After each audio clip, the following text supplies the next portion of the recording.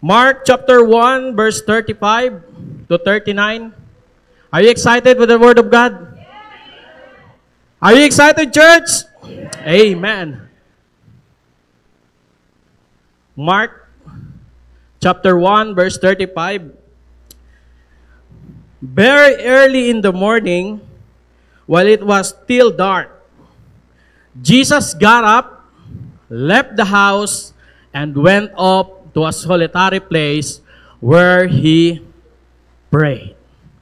Next verse, Simon and his companions went to look for him. Verse 37, and when they found him, they explained, "Everyone is looking for you." And verse 38, Jesus replied, "Let us go somewhere else to the nearby villages, so I can preach." Can you say the church? Preach there also. That is why I have come. And last verse, so he traveled throughout Galilee, preaching in their synagogues and driving out demons. Let us pray. Heavenly and gracious loving Father, Lord, you welcome you in this place, O Lord God. Lord, this is your moment. This is not our moment, Lord. This is your moment, O Lord God, to spread your word, Panginoon, in this church. I know, O Lord God, there's a message, Lord, that we need to hear today, O Lord God.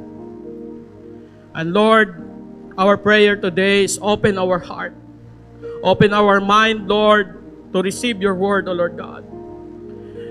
Lord, let your word saturate this place. And Lord, your Holy Spirit will move upon this place, O Lord God. Lord, I pray, Lord God, there's no distraction. Lord, kung ano man ang mga iniisip namin ngayon, Lord, kinakash out po namin ito, Lord God. And let your voice, O Lord God, we hear today, O Lord God. Lord, use me, O Lord God. Lord, hindi yung aking galing o yung kahinaan makita, Lord, but your presence, O Lord God. We thank you, Lord, for this day. In Jesus' name, amen. Can we all be seated, church? Maybe some of you today, you're expecting to hear the message about Christmas. It's because this is a Christmas season, right? But sorry, church, I don't want to preach that because I know some of maybe Pastor Nino, Pastor Dwight will preach that in the next Sunday or in our Christmas party. But today, I just want to preach to you the most important message. Amen? Most important message that we need to hear, especially we are a Christian. Amen? And our title this morning, firmly focus. Can we say that, church? Firmly focus on what is important. Amen? So question, can you ask the people beside you, church, pwede mo bang itanong ito sa kanya, what is important to you right now?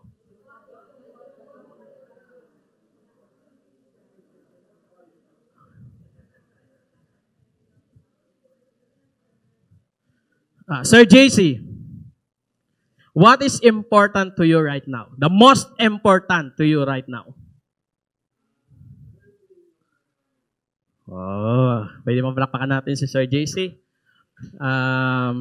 Tayo. Kuya Joe. Ayan. Nakikita ko, puro tayo black eh. Kuya Joe, what is important to you right now? The most important to you right now? Ano ang mahalaga sa'yo sa oras na ito?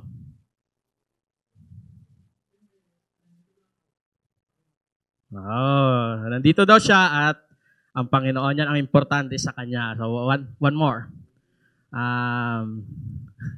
Yung mga nakasimangot naman. Pastor Francis, nakatawa. Grabe yung tawa. Pastor Francis, what is the most important to you right now? Sis Rachel? Your wife? No, sorry.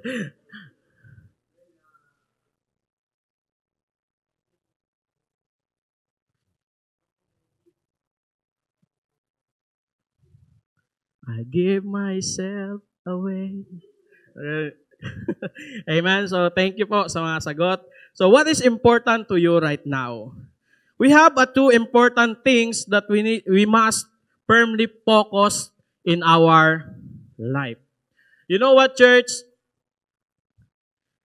There's a lot of believers today are out of focus because many had grown cold in their love to God.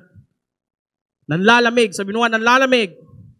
And this is one of the reason why we are not focused on what is important. You have a cold relationship to God. Pwede bang hawakan mo yung katabi mo kung nanlalamig yan? You have a cold, just like a season today, a winter relationship, a winter relationship to God. And coldness means you are a believer. Coldness means you are a believer but you don't like commitment. Coldness. Other one is you are a follower. You say to yourself, I'm a follower, but you don't follow the steps of faith. Coldness. One more, you say that you are a Christian, but you did not read the Bible and pray. Yun yung malala. It means you have a cold relationship or winter relationship in the Lord. At syempre, in John 10:10, the enemy will come to kill, steal, and destroy. So the enemy destroy our lives by giving or offering us things that will distract us from the things that most important. Yan ang trabaho ng demonyo. The enemy will destroy our lives by giving or offering things to distract us sa mga bagay na mahalaga. Yes, the devil works against you. Don't look the people beside you. Hindi siya ang tinutukoy kong demonyo. Yes, church, you need to understand this. The devil works against us. Amen? Satan will find ways just to disturb you, especially if we see that you are focusing to what is important. Yan ang gagawin ng demonyo. Amen? Amen?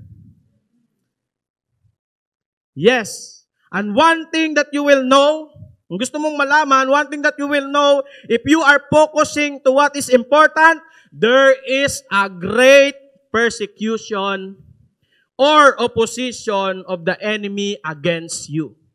It means kung nakakaranas ka ngayon ng pagsubok, nakapokus ka nga. Can you say the people beside you, congratulations. Who among you have a trials today? Testing and trials, congratulations. Amen? Congratulations. The devil will not bother you if you are not focused. Hindi ka na istorbohin ng demonyo kung hindi ka nakapokus. Sa totoo lang. Bakit? Kakampi ka na niya eh. Yeah. Amen? Yes. Yes. Hindi ka na. Wala ka ng pagsubok ngayon kung kakampi mo na yung demonyo. Kaya pasalamat ka kung may pagsubok ka. Amen? He used even though the good distraction, Pastor, if there's good distraction, there's a bad distraction. Kasi merong mabubuti, wala namang halaga. Tama? He used even though the good distraction in order as to shake your focus on what is really important. Amen? Amen? He always offer things to you that are contradict to these two important things that we must firmly focus in our life. Dalawa lang po ito na dapat nating pupukusan sa buhay po natin. The good thing about Jesus is, Jesus set an example for us what things we must focus on so that we can live unshakable life, life that is built on solid foundation. Amen? Jesus set the example about this. So who among of you here, you treat yourself as a disciple? Amen? Sino dito sa tingin mo, disciple ka ni Kristo? Isa, dalawa, tatlo. So walang nagtaas dito, ano kayo? Sabihin mo sa tabi mo, ano ka? Dalawa lang yan. Kung hindi ka disciple ni Kristo, disciple ka ni... Eh ako sa'yo, tumaas ka na ng kamay. Ulitin ko po. Who are the disciple of Christ here? Dami. Kailangan pala ng gano'n. Yes, dalawa lang yan. Amen? Oh, if you treat yourself as a disciple of God, it means disciple following Christ's example. Amen? You follow the steps of Christ. You follow Christ's example. Ibig sabihin, kung anong ginagawa ni Lord, yun din dapat yung gagawin mo kasi disciple tayo. And number one, focus firmly on number one, dalawa lang po ito, your communion with God. Can you say that, church? Your communion with God. This is the most important to the life of a disciple. Ito yung top of the list. Dapat natin. Okay, as a Christian, ito yung top of the list. Communion, that means your fellowship with Him as a demonstration of your personal relationship with God. Yan ang ibig sabihin ng communion. Fellowship with Him as a demonstration of your personal relationship with God. How you relate to God on the daily basis of your life. Amen? And go back to the verse in Mark 1 verse 35.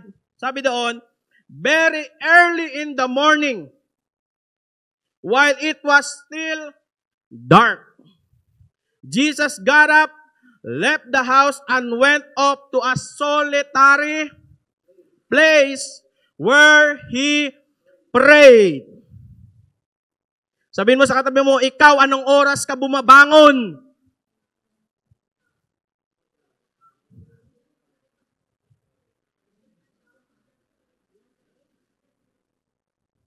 Very early in the morning.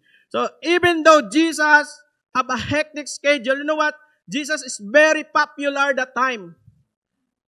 Amen? The people is waiting for Him. It's because the people wants to see the miracle, the sign and wonders that Jesus performed that time. He's busy that time. But the Bible said, very early in the morning, Jesus got up and prayed. Even though Jesus have a hectic schedule for that time, He chose to wake up early just to have a communion with God. Pastor, okay naman yung communion ko every first Sunday. Iba naman yun.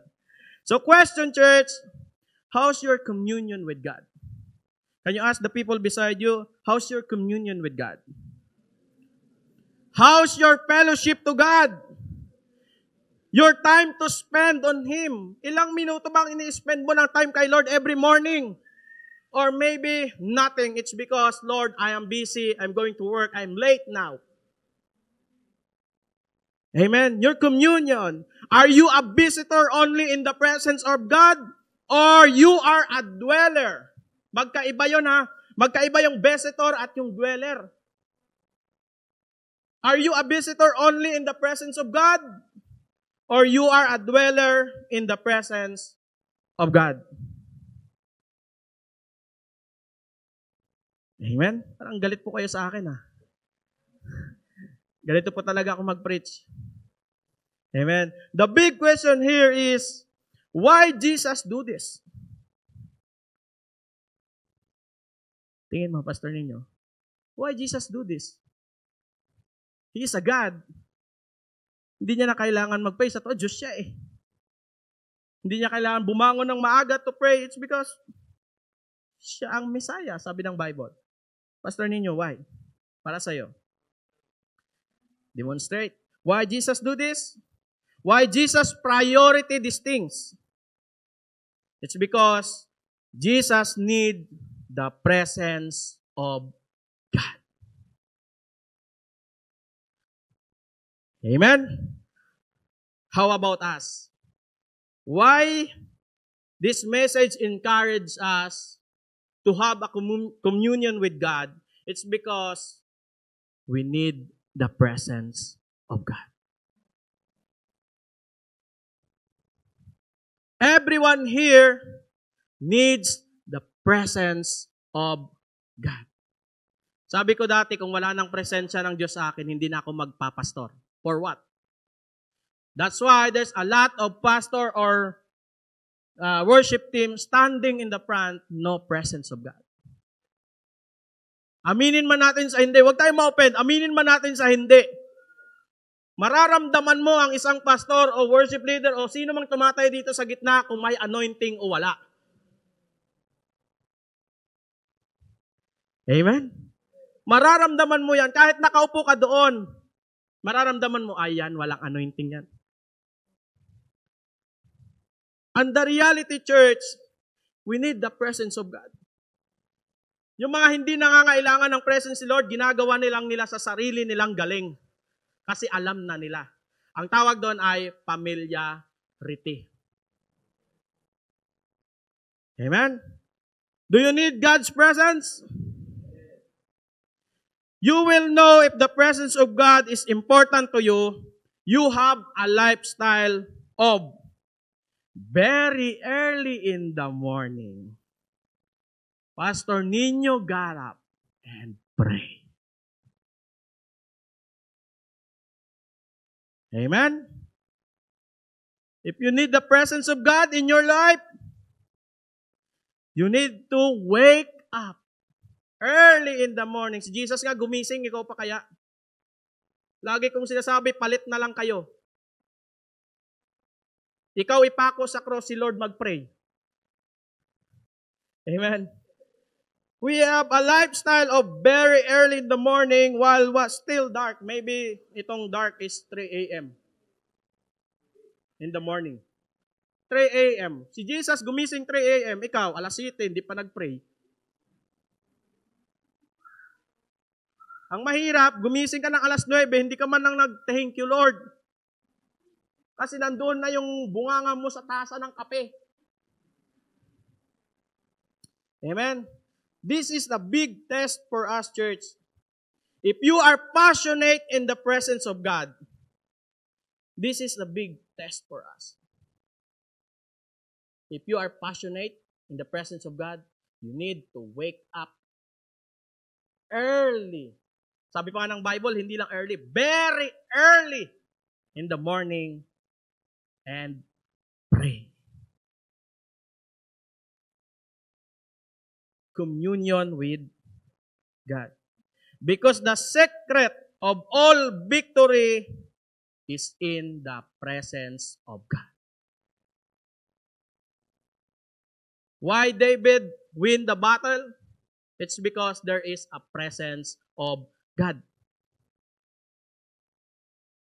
Bakit nahati yung dagat ni Moises? It's because there is a presence of God.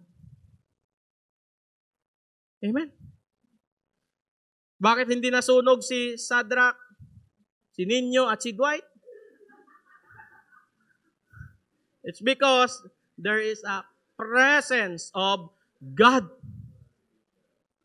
Babae. Exempted sa apoy.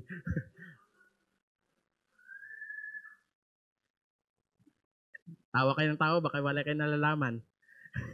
Amen. Presence of God, the secret of all victory in our life, presence of God, not your money, not your big mansion here in Canada, not your big salary. Hindi mahalaga kay Lord yung sahod mo. Sa'yo lang mahalaga, yes. But that is not the secret of victory. Amen? Alam niyo po ba, sabi ko nga dito, hinighlight ko pa, lumalaki ang ulo ng isang Kristiyano kung hindi na priority ang presence ni Lord. Amen? Lumalaki ang ulo ng isang Kristiyano kung hindi na priority ang presence ni Lord. You will start to do without the presence of God. That's why every time you stand here, ginagawa mo na lang yan dahil, ay, alam ko na to. Amen? You will start to do without the presence of God. That's the danger of having no prayer time in the morning. Your communion with God. The dangerous part of your life is when no lifestyle of waking up in the morning and seeking God's presence. That is dangerous part of our life. Yung hindi ka na nananalangin. Amen? Kapag ikaw hindi ka na nagpipray, delikado. Sabihin mo sa katabi mo, delikado ka na. Sige nga, tapikin mo, sabihin mo, i-remind mo ulit, sabihin mo, delikado ka na, kapatid. Why? Because that is dangerous part of our life. Amen? Our most important daily need is the presence of God and His Word. Amen? It is very important that you seek and stay intimate with God in times of crisis. Kaya yung iba kapag may crisis, gusto umalis ng simbahan, sumuko, nagkakamali ka. Bakit? Pag lumipat ka ba sa GRF, wala ka ng crisis? Pastor, hindi ko kayang manalangin kasi ito yung mga rason ng mga pilosopong Kristiyano. Pastor, hindi na ako nanalangin, hindi na ako nagpipray kasi busy kami dito. Iba ang life sa Canada. Why? The God of the Philippines is not the God of Canada. Yung Diyos ba ng Pilipinas, ay, Pastor, that's only for the Philippines. Effective yan sa mga Pilipino. Sa Philippines, yung mga ganyan. Kasi wala naman silang trabaho. Pero ako dito, alas 3, pumapasok na ako. Bakit? Anong pinagkaiba ng Diyos ng Pilipinas at Diyos ng Canada? The problem is us. Sabihin mo, you. You. Amen. Invest, church, invest more quality time in developing your intimate relationship with God. Nagmamakaawa po ako sa inyo. Kung si Paul pa, I urge you, brother and sister, invest more. Kaya na-scam ka kung saan-saan ka nag-i-invest. Invest more quality time in developing your intimate relationship with God. This is a personal message to us, church. Hindi ito para sa kalahatan. Para ito sa iyo at sa akin. Invest more quality time in developing your intimate relationship to God. Because today, the most important part in our Christian life is in our relationship. Amen? Amen? The level of your communion with God determines the level of your maturity and intimacy with God. Kaya ka-immature kasi ang babaw mo. That's the reason why we have a lot of questions, but si sister immature pa rin kahit ang tagal na sa simbahan. Mabilis ma-open, mabilis magalit, kinurek mo lang, nagtampo, hindi na nag-church, immature. The reason is, napakababaw ng relationship kay Lord. Amen? The level of communion with God determines the level of your maturity and intimacy. Amen? Andiyan pa ba kayo? Number 2. The last one. Yeah! Woo! Wala si Bishop. Sulitin natin ito. Number 2. Ganun lang kabilis. Wala nang paligoy-ligoy pa. Number 2. Focus firmly on your calling from God.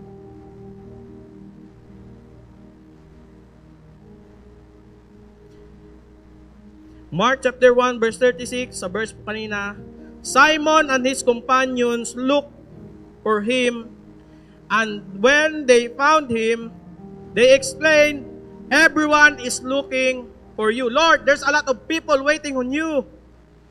Lord, ang daming tao nag-aantay.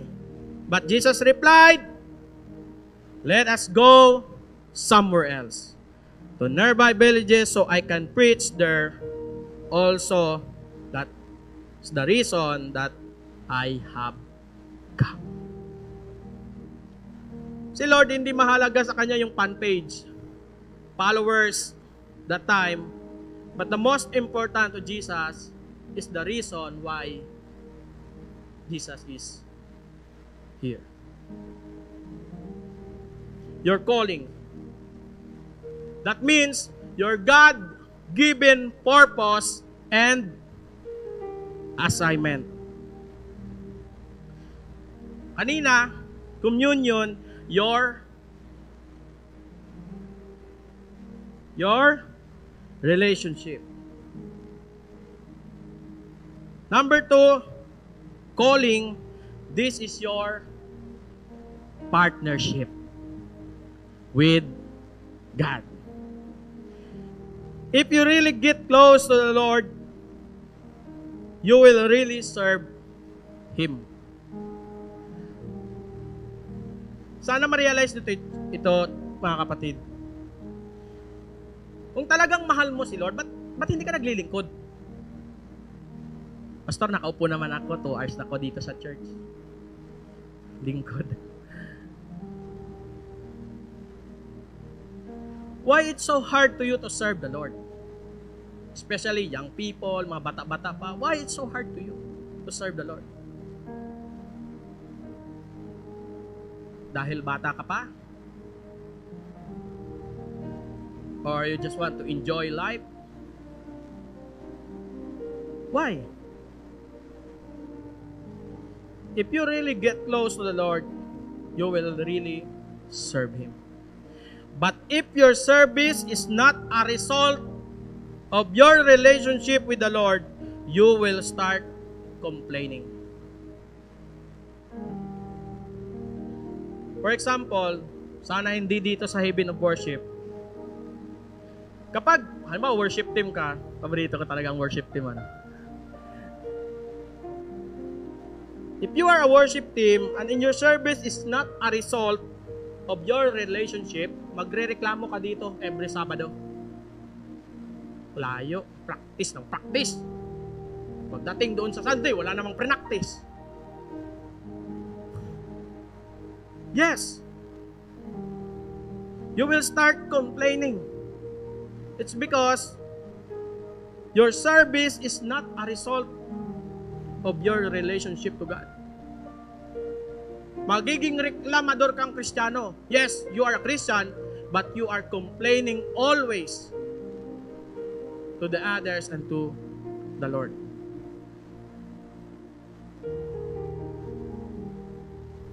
Magrereklamo ka if this is not the outcome of an intimate relationship. That's why many people standing in front can feel the presence of God because their service is not the outcome of enduring intimacy. Yes, church, this is the reality. Masaktan na ang masaktan. But the truth will set us free. Amen? That's why maraming tumatayo sa gitna, hindi mo mararamdaman ang presensya ng Diyos. It's because our service is not the outcome of enduring intimacy with the Lord. Kaya maraming sinasabi ng Bible, para kang cymbals na maingay sa harapan. Naramdaman nyo na ba yun? Na Kung saan man mo narinig na may tumatayo sa gitna na parang walang dating sa'yo, parang alam niyo yun, iba yung mayroong, iba yung parang, just like a dart, bullseye ka. Ako talaga yan, tinamaan ako. Pero meron din ako naatinan, ang dami ko na rin naatinan na church na parang, wala lang. Yes, the presence of the Lord is active. Remember that, church. Active. Yun nga lang, iniiwan ka ng presensya. Yes. Amen. I remember the story of Samsung Galaxy. No, Samsung sa Bible.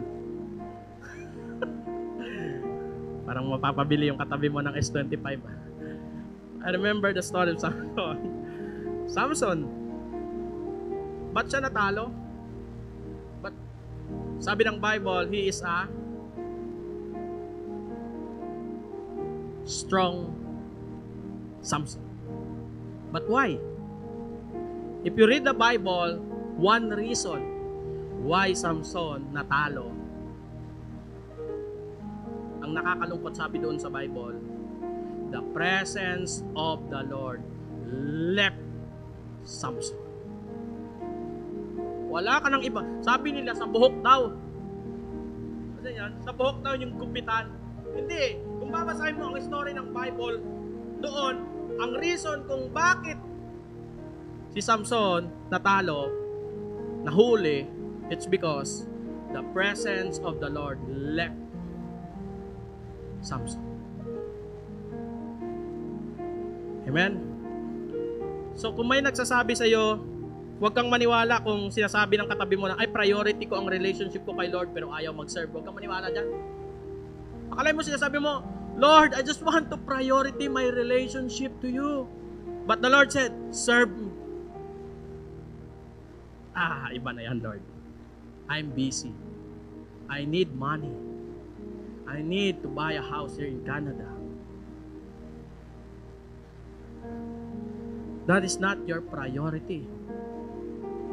Yes, walang masama dyan. Ulitin ko, walang masama dyan.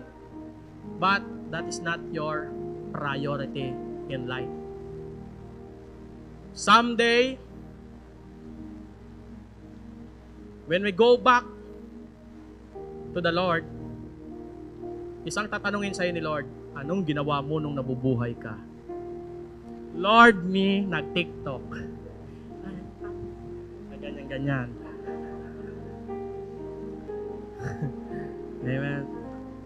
Lord, nag-apate.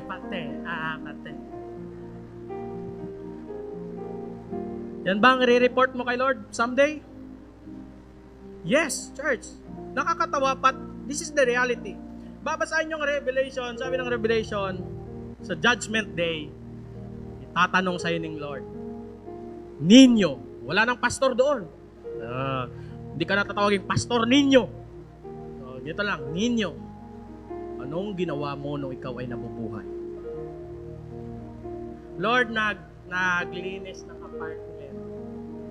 Lord, nag-TikTok. Lord, nag-rides, etc. Amen?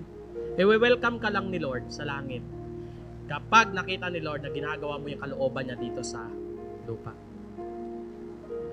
Amen? So this is a reminder for us, church. What is important to you right now? What is your priority?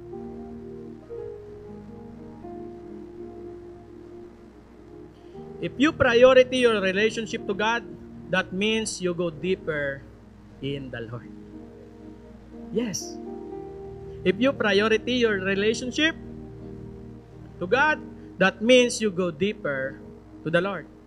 If you have a desire to go deeper in serving the Lord, the Holy Spirit will give you a desire to go deeper. Hindi si pastor ang magbibigay niyan sa iyo, ang Holy Spirit. Come on, church. The Holy Spirit will give you a desire to go deeper if you have a desire to go deeper in your relationship to Him. That's the work of Holy Spirit. That's why sa puwera lagi ang Holy Spirit. It's because hindi niya nakikita sa'yo na lumalago ka sa relationship mo kay Lord. Punta ka lang ng simbahan, pag uwi, ganon ka pa rin. Amen? Galit na ba? Sige lang, magalit kayo. Because you cannot become effective in serving the Lord if you are not deep in the Lord. Remember this church, worship team, pastor, or disciple, you cannot become effective in serving the Lord if you're not deep in the Lord. It is very important that we're doing in line in God's will for us. We were born for this. Naniniwala ka ba yung katabi mo may calling? Yes, pastor. Kuliling, tawag doon. Pero iba yung calling. Naniniwala ka ba yung katabi mo may calling? Sige nga, tingnan mo nga siya, sabihin mo, may calling ka. Find ways, church, find ways to do your calling in the midst of your testing. Find ways. Huwag mo ayawan ito sa buhay mo, yung calling ilinagay ng Diyos sa'yo. Pastor Camelo said before, sabi niya nung bago siya kumanta, may mga calling, may mga talent ay binigay ang Diyos sa atin. Ipagamit natin kay Lord. Find ways to do your calling in the midst of your testing. Huwag kang sumuko kung ikaw may pinagdadaanan. Huwag mong isuko yung calling mo. Kapatid, please, huwag mong isuko. Jesus focused himself on these two important things. Intentionally, yan yung number 1 kanina. Your communion, ibig sabihin yan, intentionally daw dapat ginagawa yan. Hindi yan dapat ay bukas lang. Intentional yan. And number 2, ito yung aggressively. Amen?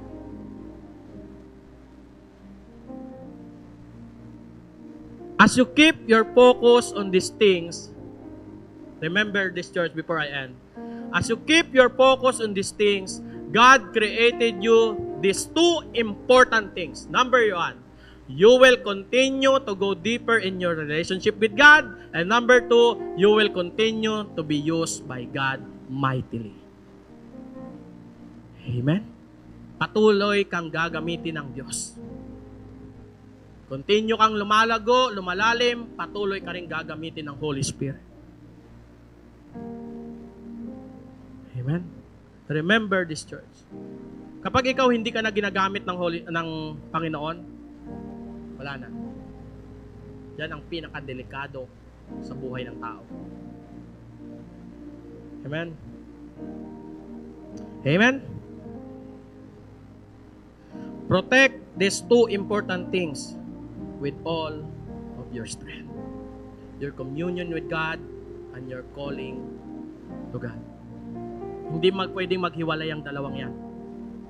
Magkadikit lagi yan. Protect, church. The enemy aims to destroy these two important things. You need to protect. Protect. Your communion with God. Huwag kang tamaring na gumising umaga at manalangin. Huwag kang manalangin kung may problema lang. May in good times man or bad times, you need to pray. Amen. Pray intentionally.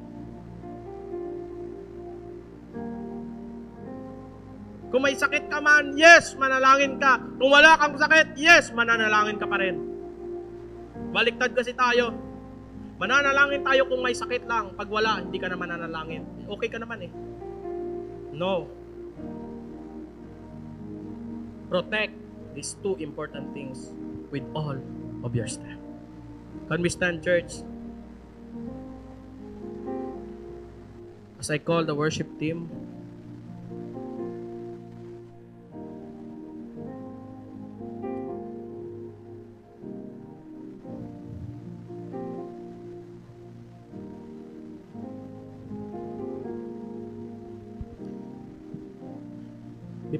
before I pray, church, I remember the story of prodigal son. You heard that story, the prodigal son in the Bible? Nasabi ng Bible, nung moment Di ba umalis siya sa bahay, dinala ang lahat ng yaman, ginastos niya lahat, naubos lahat. But the big word in that story is, sabi ng Bible, nung dumating sa utak niya, yan ang magandang sinabi ng Bible, yung realization, nasabi doon, kung ako'y babalik sa aking ama, doon maraming pagkain, doon ganito. Kung ako'y babalik na. Anong tawag doon? Realization.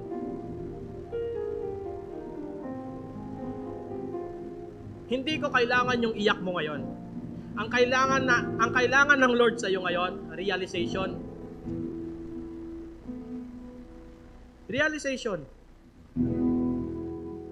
Baka ikaw ngayon ang layo mo na kay Lord. Yes. Pwede kasing ganito yan eh. Pwedeng nandito ka ngayon pero ang layo mo na kay Lord. Yes.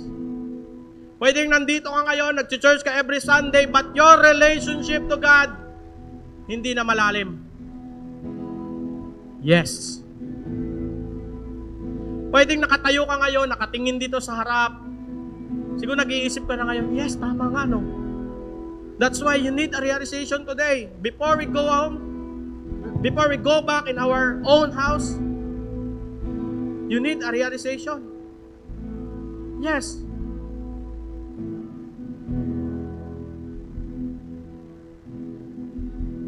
I just want to ask you this question. What is the very important to you right now?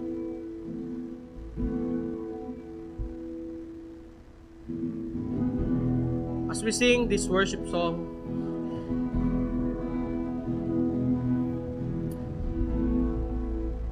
this is the time, this is the ministering time of the Holy Spirit in your life. Yes, sabi ko nga kanina, marahil nandito ka ngayon sa umaga pong ito, but you did not realize you are so far away in the presence of God. Maybe nandito ka nga ngayon, bugbog yung katawan mo sa trabaho, pero nakalimutan mo na, Lord, kailangan ko palang mas lumapit pa sa iyo. O baka marahil sa oras na ito, nandito ka ngayon, pero punong-puno ka na ng schedule, na isingit mo lang magsimba, and God remind you today, anak, balik ka sa akin. Balik ka sa akin. Renew your relationship. Renew your time. Renew your intimacy. Yan ang sinasabi sa iyo ni Lord sa oras na ito. Sina-challenge ka na. Hindi ako nag-challenge sa iyo. The Holy Spirit challenge you right now. Go back to your first love. Yes, go back to your first love. Your first love is not your work. Your first love is not your money. Your first love is not your wife or husband.